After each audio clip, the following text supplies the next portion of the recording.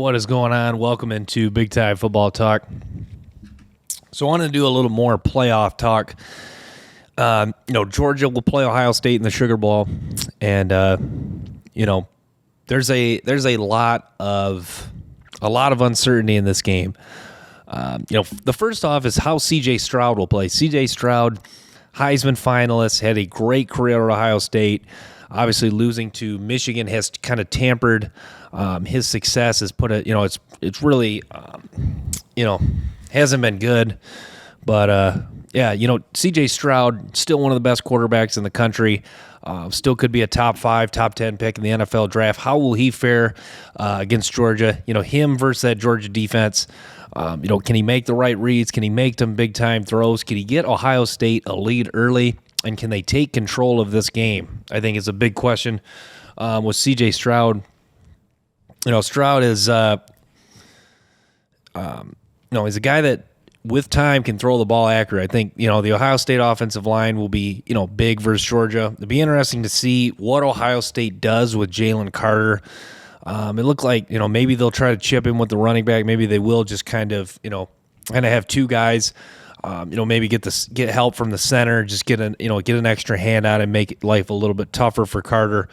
But yeah, this will be a fun one, and I can't wait for New Year's Eve. You got both of these games, 4 p.m. Michigan TCU, 8 p.m. Ohio State Georgia.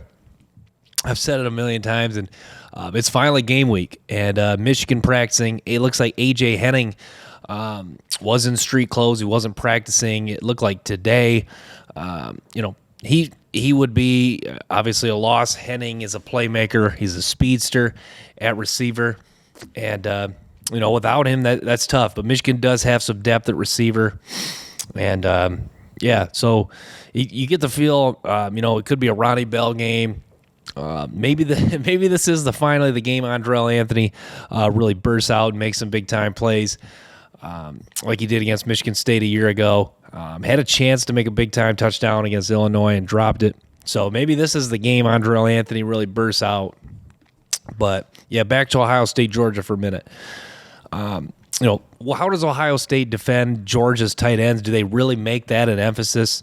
Like, does Ohio State go into that game saying we're going to take away Brock Bowers and Darnell Washington? I think, it's a strategy to keep in mind, and it's something, but even the problem is Darnell Washington and Bowers are so dynamic that I don't think they could actually go in with that mindset, go in with a scheme to really, cover them with multiple guys at times and take them both completely away. I think that's kind of far-fetched. But it is a mindset, or it is something to keep in mind that they could try to do. They could try to go all out to stop them and maybe limit them. Darnell Washington is just a matchup nightmare at 6'7". Was he 260, 270? I mean, it's like most people are saying, he's almost like a tackle playing that can, catch the ball and play tight end. And Brock Bowers, Brock Bowers is a guy that, like last year against Michigan and then against Alabama in the national champion, he's a guy that's just, you get the feel that a big play from him to spark the offense is coming. When is it going to come? Is it coming the first quarter, second quarter? Do you have to wait all the way to the third quarter? But you get the feel that Brock Bowers is going to get his, and by get his, he's going to have a 20-plus yard play. And, Ohio State, you wanted to limit the big plays of the 40-plus. What did Michigan have against them? 40, 50-plus yard plays.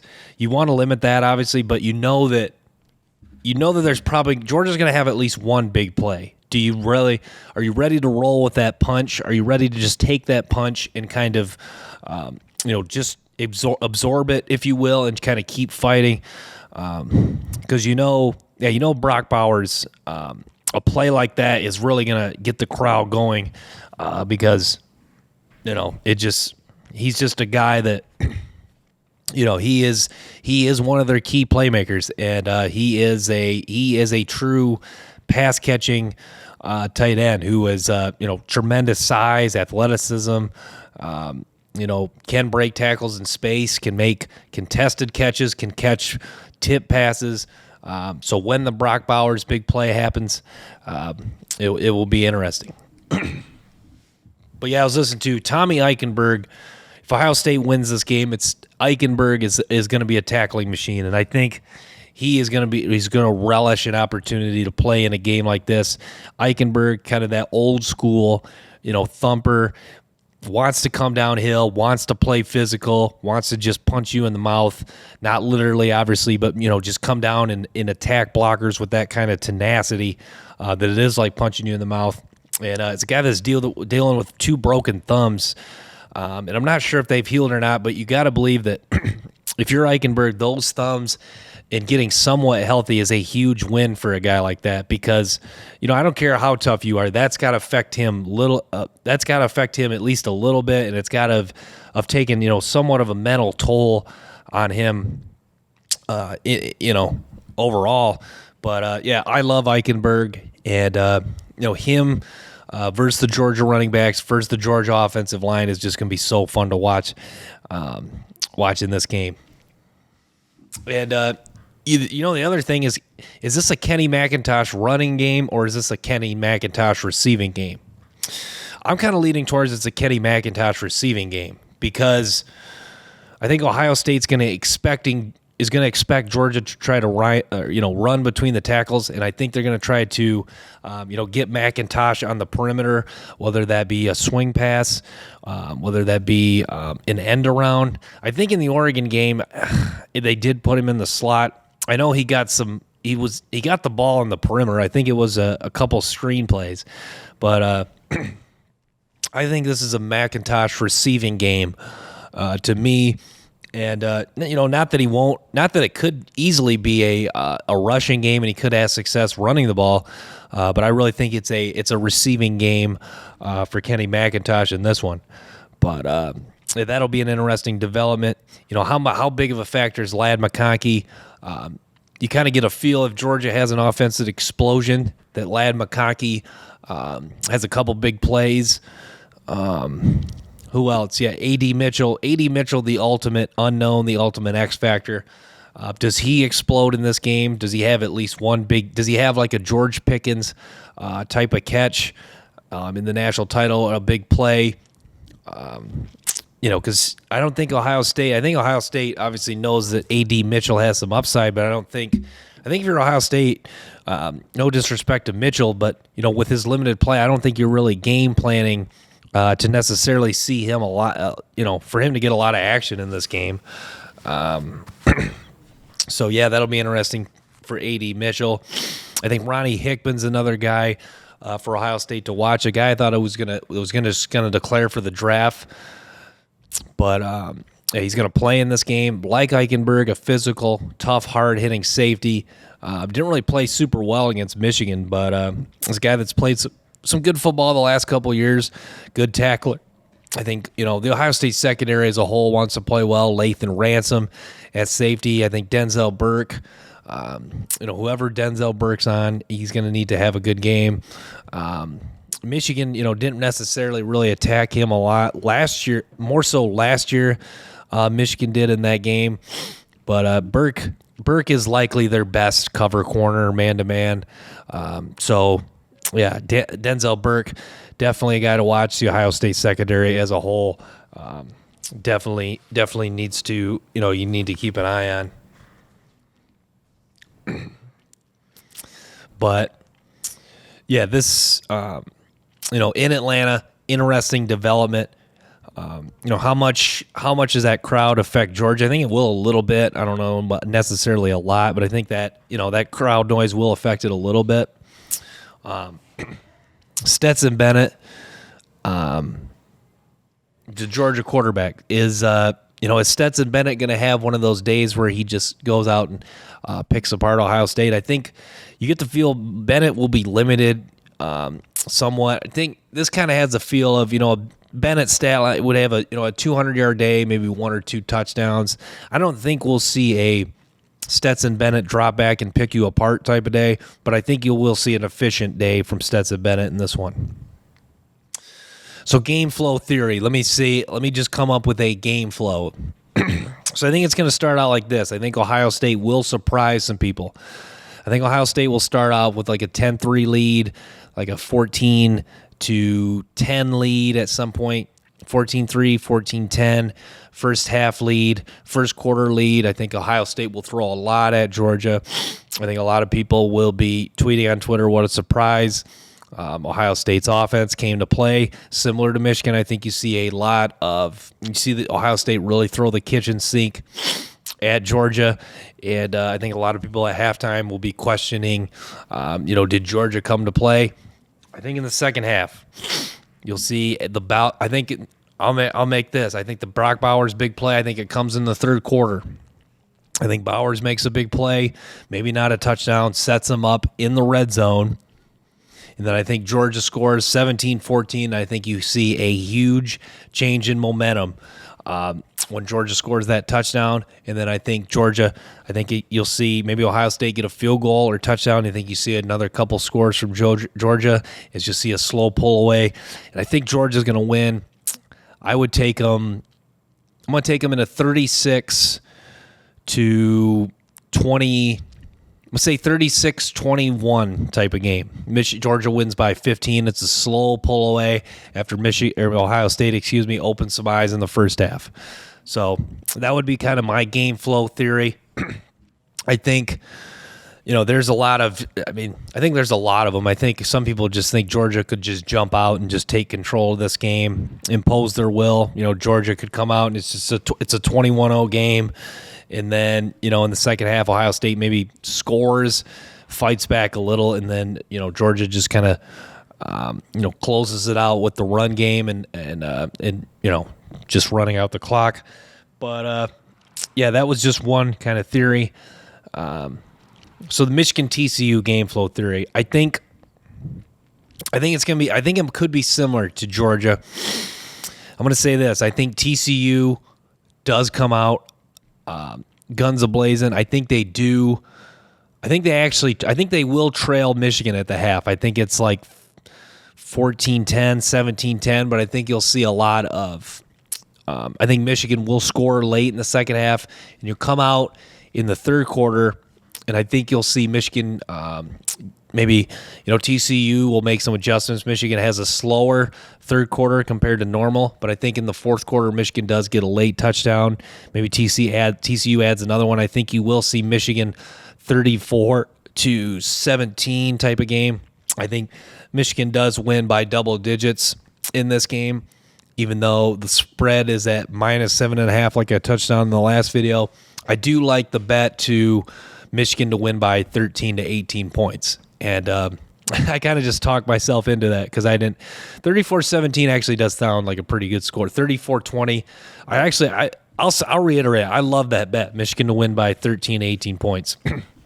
To me, it's not just a feeling. With the game flow that I just described there, I think that is a very accurate way that this game could go because, a lot of people have said that, for TCU to win this game, they're going to have a lead in the first half.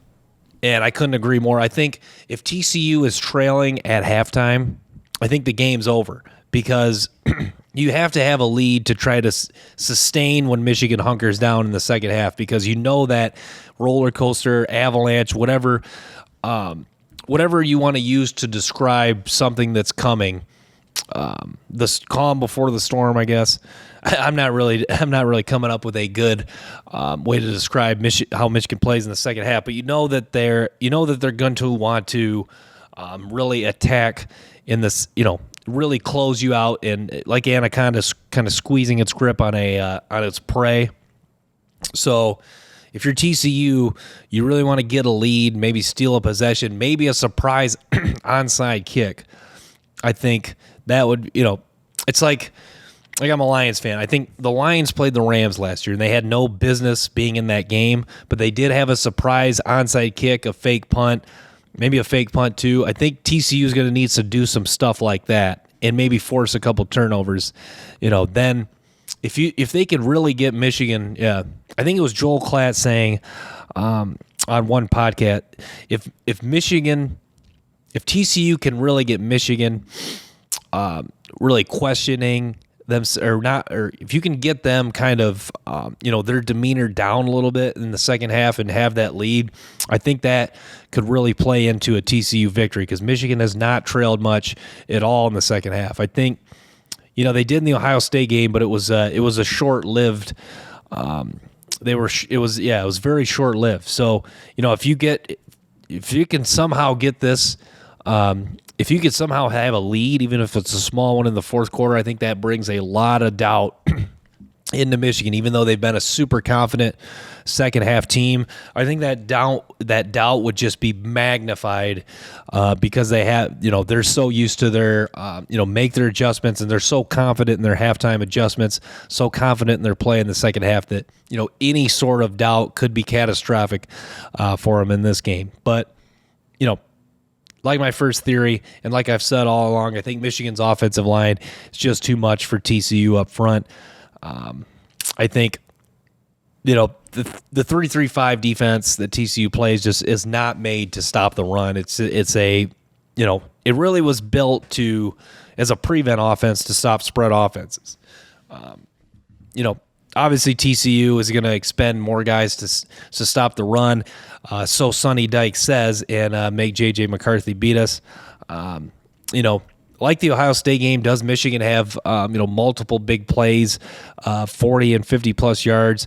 I think it's possible. I think it definitely is possible. I don't know if they'll have 4 or 5 of them, but you probably will see at least 2 or 3 of them. Maybe 1 or 2 of them does go for a touchdown, hopefully, as a Michigan fan.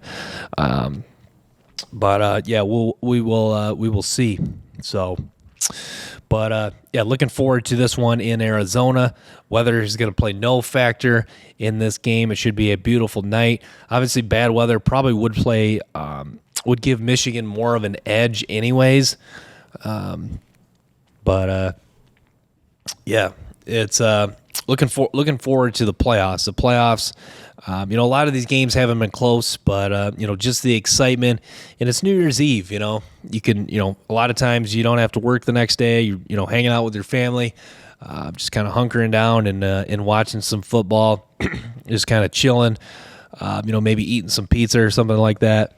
But it should be fun, and I just. The day of the playoffs last year, even though Michigan lost to Georgia, I was just so excited, and it's so cool to see your team playing when all the nation is watching them, and this is a game where you really win recruiting. So, how much will this help Michigan if they win it in recruiting? I think it could help a lot.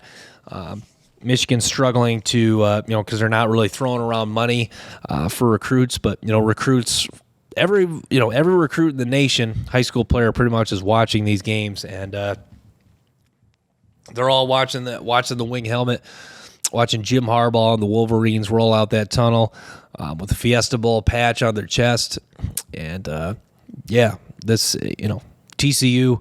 I think this will help them maybe land a few more kids in the state of Texas and help them compete a little bit more with Texas A&M, and the Texas Tech of the state of Texas. So I'm going to wrap with that. Thanks so much for tuning in to this episode of Big Time Football Talk.